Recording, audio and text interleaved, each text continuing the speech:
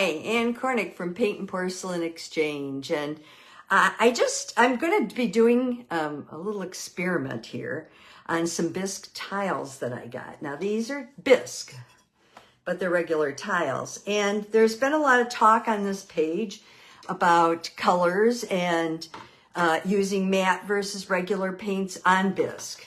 And so I'd like to kind of, for my own personal interest, kind of set the record straight. So I went through all my matte paints that I had, and I had far more than I thought I did, and they probably won't even all fit on this tile, but here they are. I have an ivory, a white, a black, a yellow, a pomp, a rose, a scarlet red.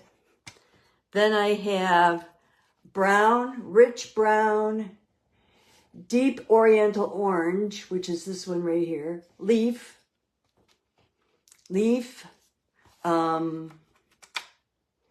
bronze green, a mint, right here, sap, and pale green, okay? Down here I have a light bronze green. This is the dark up here.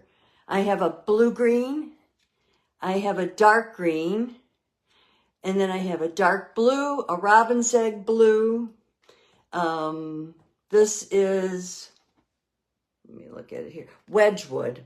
I have to read my rating here. Bluebird, Copenhagen, baby blue, violet, and pansy down at the bottom.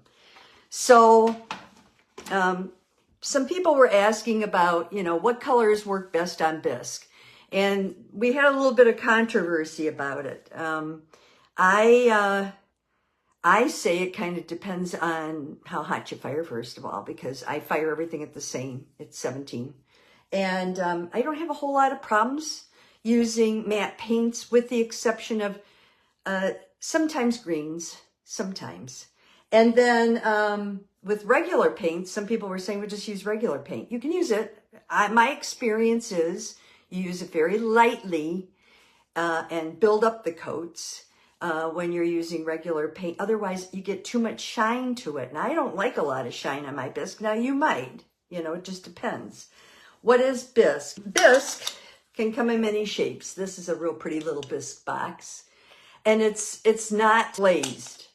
So it's like unglazed porcelain. See, that's what it looks like. And it's smooth, and it's a matte finish. And that's why a lot of people like to use matte. Now, for years, when I first started painting, I didn't have matte paints. I didn't know where to get them. And so, of course, I didn't paint with matte paints. I'm going to be using Bisque tiles, and I was fortunate enough just to get 2 of these. So they are unglazed, as I said, because the glazed tile would look like the tile you use for, like this. See the shine? Here, let me hold it this way. See the shine? That's a glazed tile.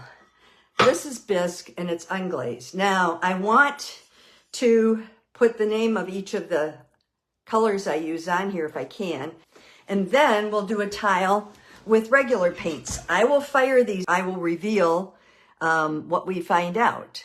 So this is how you do a test tile. I have a set of paint brushes that I use just for matte paints and for Bisque, because this Bisque is nice and smooth, but not all Bisque is, and so it can wear on your brushes. So I have a set that's an inexpensive set that I bought at Joann's, but I really like these, and I use them quite a bit.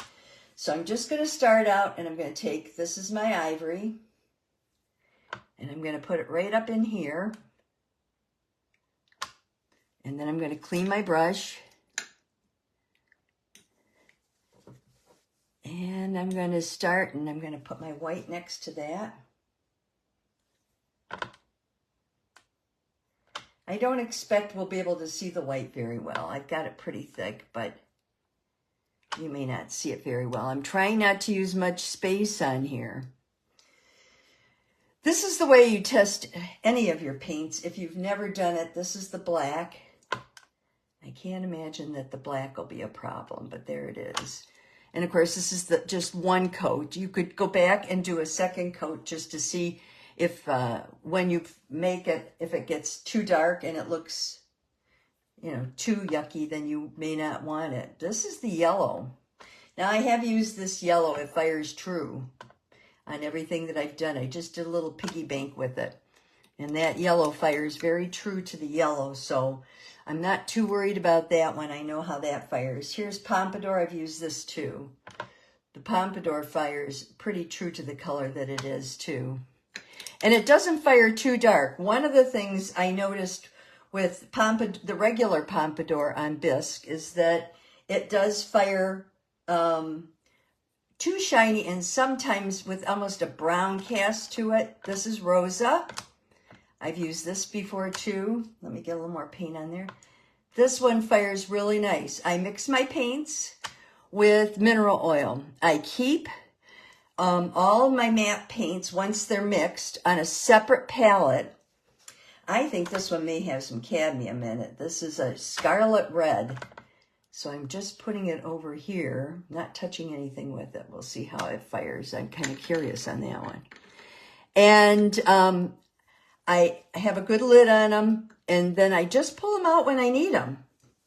This is just a regular brown.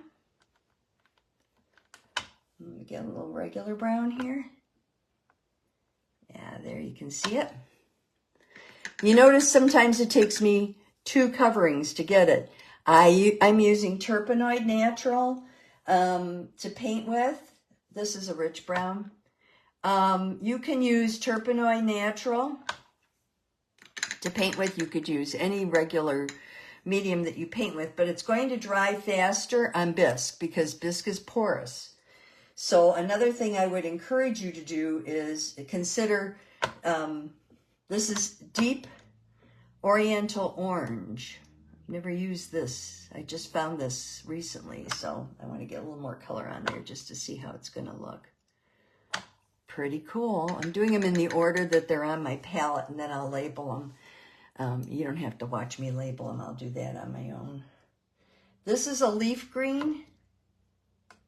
I've used this before. It's like a gray green. It's very pretty. And I never had any problems with it. Okay. And now this is a bronze green. This is the dark bronze green. This is a Lykoff color that I have. If you notice, it's extremely dark. It's almost a black. It tends to fire kind of weird. And so it'll be interesting to see how it fires here. Here's a mint green. Never used the mint green. Okay. And you have to get all the color out of your brush in between. That's really important because if you don't, this is sap green. See how similar these are? If you, oh, that surprises me. They look identical on the palette, but look when you paint with them. They're totally different. So maybe it's worthwhile doing this little experiment on maybe a piece of bisque that you have that you don't like the lid to a box and you just don't like the box. Now look at this. The pale green and the sap green are almost identical, and yet look on my palette. Pale green, sap green. Yeah. So you never know what you're going to get. That's why it's always fun to experiment like this. Spend some time doing this. I know most people say, I don't have the time to do it, but it's well worth it. Now I'm going into my baby blue. Now I think this may not be baby blue. I think it might be robin's egg blue, and I just named it baby blue because that's what it reminded me of. Or it might be baby blue and I ran out of it, but I didn't see any more of the baby blue. This is Copenhagen.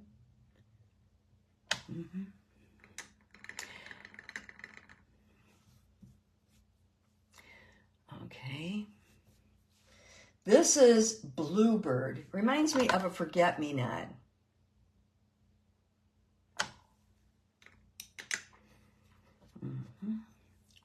I think I'd like to put a little more on. Now, if you don't paint a lot of bisque, you don't need a lot of paints, but this will also remind me of how these come out when they're fired, so that I know, you know, is that too matte for me? Maybe I don't like it that matte. Wedgwood, I have to tell you, when I was mixing up Wedgwood, that's this color, I did notice that it was very grainy. And when that happens, one of the things that I recommend that you do is take a grounding tile, grounding glass. This is a grounding glass that I have. And you notice how this section here is kind of not clear. It is kind of rough. If you mix on the grounding glass instead of on your regular tile, what you'll find is that it will help you get rid of the grain. If you have any grain on in your paint, it'll help that disappear. Another reason for doing a test like this is because I had that on there, and this is Robin's Egg Blue that we're doing now. I want to know, is it going to cause a problem for me? Am I going to get a splotchy coverage with that paint because it didn't grind up very well? Okay, this is a dark green, which is really my preference to using, instead of a black green or the bronze green, is to use a dark green. Oh, you know what? I'm going to have to put another coat on there. I thought I was done, but I think it could use another little, yeah, there. Sometimes, now, don't try to cover when you're painting with bisque, you shouldn't try to cover the, it as dark as, you know, everything as dark as you can on the first coat. When you fire it, it's going to fade. This is the light version of this, which is the bronze. So I'm going to bring that down here. Ooh, I like that. Much different than I thought it would be. So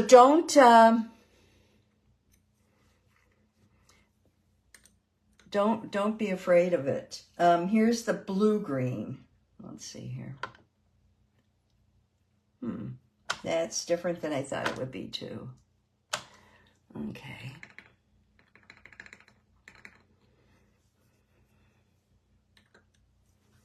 Oh, got to get the green out. I've got too much green in my brush. Hang on here. Make sure that your brushes are as clean as you can make them. Now I'm going into violet. Just two more, ladies, and then we're done. This is violet. And the last color on here I'm going to do is a pansy that I found. Now, a couple of things that I learned that I thought were really interesting.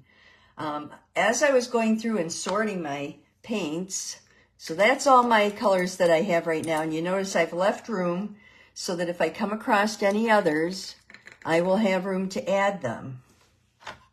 Okay, I'm going to put that aside, and I will put the names on it later. And let's bring over this tile.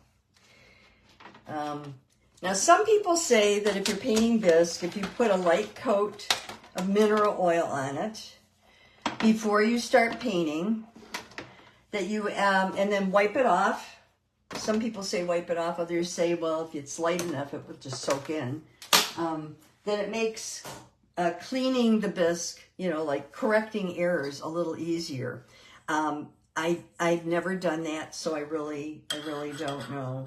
But I will say that when you're painting with bisque, you need to use a non-drying or a partially, you know, you can't use a drying medium because it won't move for you, especially if you're new at this. Okay, so let's do the same thing here. We're going to use the same brush, and I'm going to take very similar colors. Now, I know what my white fires like, but let's see how it fires on bisque. So I have, this is a Snow White, and there it is. Okay, you can't see that, I know. And then I'm going to do an ivory. Here's a little bit of ivory. I think my ivory is on my other thing. Let me see if I can put the ivory on here. And now, these are the bisque colors. I'll just kind of put them right here so you can kind of see them next to each other. I'm going to do black.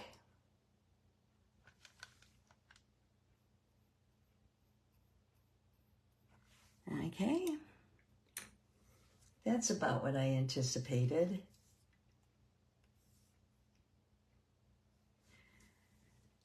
Okay. And a yellow. I need a yellow. Let's try egg, because that would be the color I would use mostly on this. I have to put it on a little bit thicker. You notice the regular paints go on a lot thinner than the matte paints do. As I'm painting, I'm learning that. I have never painted side by side with them before. It's very interesting. The matte paints go on a lot thicker on the first fire than these do. This is Pompadour. And this is Pompadour here. You notice I'm having a little trouble moving that. Okay. I don't think I have a pink. I can use a dogwood. That's probably the closest pink I have right now. And I think this is going to tell me I don't want to use dogwood. Look at that. It doesn't really do very well in Bisque. So that's always interesting. Alrighty, let me try my Southwest Brown, if I have it. I don't have that. Okay, so let's use a regular brown, which I think in this case would probably be like an auburn brown. So we'll do an auburn brown. That's not bad. But how will it fire? Now, I have to tell you, some of these, like auburn brown and black and things like that, they're going to fire, and they may look a little blacker than you expect. So don't be surprised if that happens to you. Here's rich brown. And rich brown always works for me. I've used rich brown before on Bisque without any problems. So here's shell pink. Let's put that up next to this pink since we're not going to have that funny orange. But you notice even my shell pink, here, let me do this. I know I'm probably out of frame. There we go. That doesn't cover real well. Okay. Now that could just be that it's been sitting for a while, and the others were all fresh when I mixed them. Orange. My orange is on here.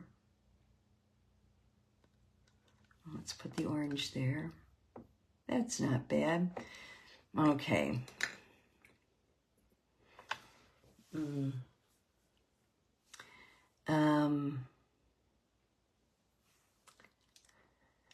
I don't have a bronze green. I don't have a mint green that I use. Yellow green would be the closest, so let's put yellow green on here. I never use a mint green. It would always be a yellow green. Ooh. And you see that right there? You can tell that's not going to fire well.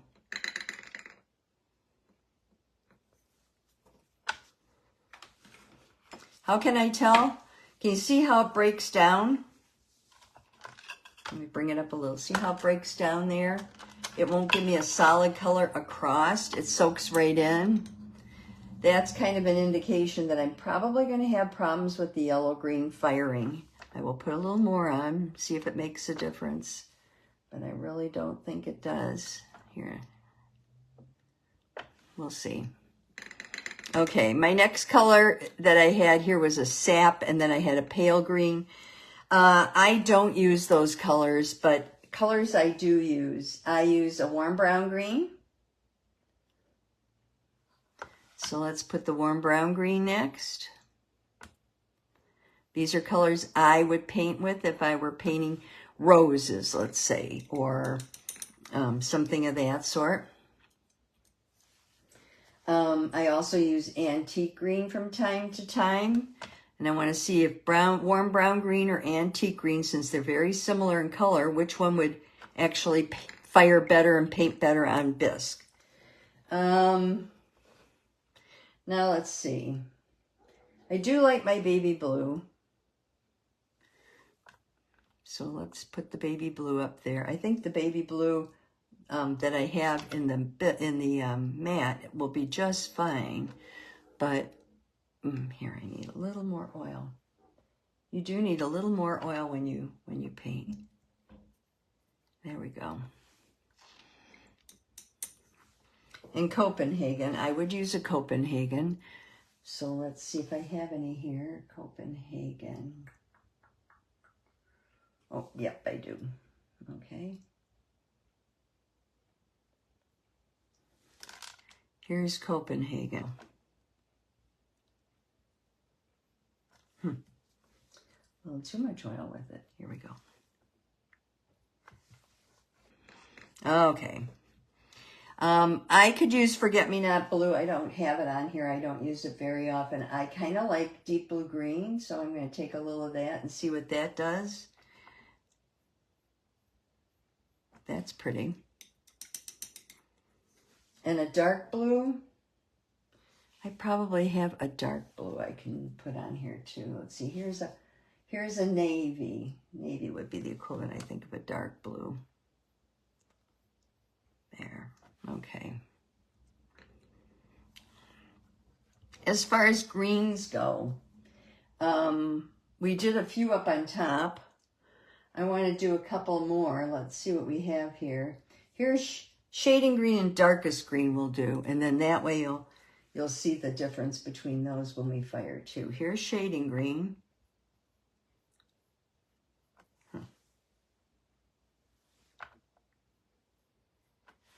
And darkest green.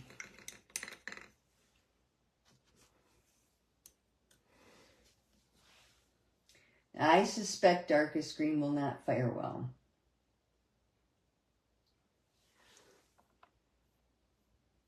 But we'll see. Okay, and then I'm going to do two purples since we have two purples down below. We have a pansy. That noise you hear is me cleaning my brush. I'm going to do a lavender because I like lavender and I use it quite a bit. Here we go. Especially on bisque.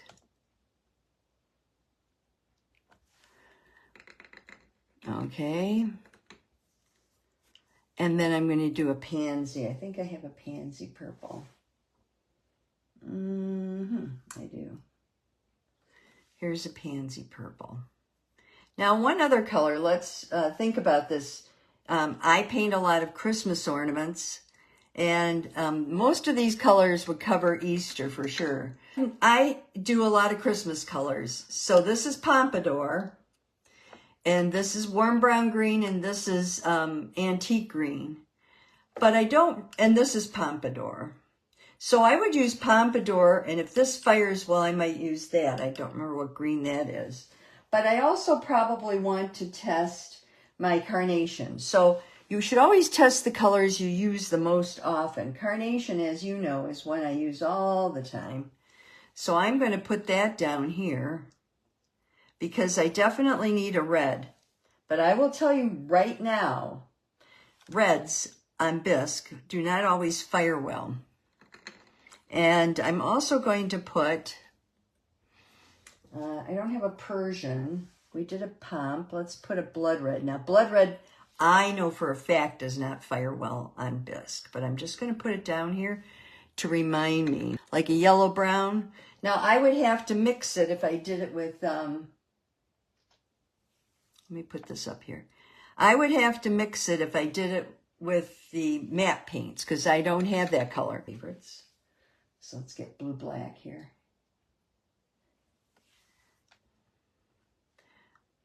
Trying to remember the colors so I don't screw them up. Okay, that's blue-black. All right.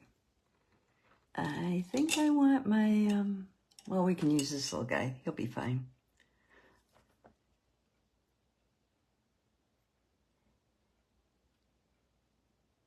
So that's what I'm going to do because that seems to be the only thing that works is just using a little brush and doing it. I have two of them. This one has matte paint on. and this one has regular paint on. I'm going to fire them both at the same time in the same kiln at 017, and we're going to see which of these actually looks better when it's fired, so that you know which ones to use on your bisque. The other thing I learned, and I think this might be interesting for any of you that are watching this, is I found a lot of this stuff. It's called matte Versace. Matte, that's the way it's spelled. And I looked it up on the PPIO site on Facebook because I wanted to know what it's for. And they say that you can use this one third of this to 2/3 of regular paints to make any regular paint into a matte. Now, how it fires is a whole different story. I don't know how it would actually fire, but that is an option for you. And the other thing that I found while I was going through all this is some vellum. You can use vellum over a matte paint. If you've painted something, you can take and you can put the netting over it and and pat it with vellum, and it makes, sometimes they say on the PPIO site that it'll make it look like petty point. That's great. The other thing is they also say that you can just pat it over a piece and it will give it a matte finish. So if you have a piece that didn't quite turn out the way you wanted it to, or it's a little blotchy, or you can't get it as nice as you'd like it to be, maybe you try doing that. I want to try that.